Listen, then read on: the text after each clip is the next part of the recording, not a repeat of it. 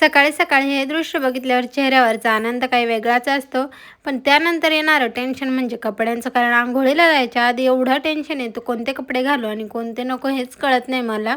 कपाटमध्ये एवढे सगळे कपडे असताना तरी विचार करत असते, अरे माझ्याकडे तर एकही कपडा नाही आणि त्यात ही कपाटची अवस्था. काय माहीत किती पण नीटनेटकं ठेवलं ना तर ही अवस्था अशी कशी होते तेच कळत नाही मला. त्यानंतर म्हणलं चला आज आंघोळ जरा बाजूला राहू दे आणि पहिले कपाट आवरायला घेऊ. तर सर्व कपडे मी खाली काढले आणि सगळ्यांच्या घड्या मारले. पण घड्या मारता मारता माझी अवस्था ही अशी झाली. कारण एकदाच का जास्त काम घेतलं की माझ्या अंगाशी येतं आणि त्याच्यात समर्थला बघायचं.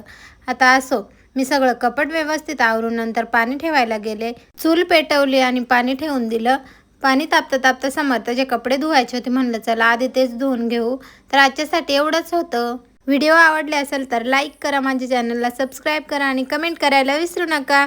भेटू पुढल्या ब्लॉगला. चला बाय.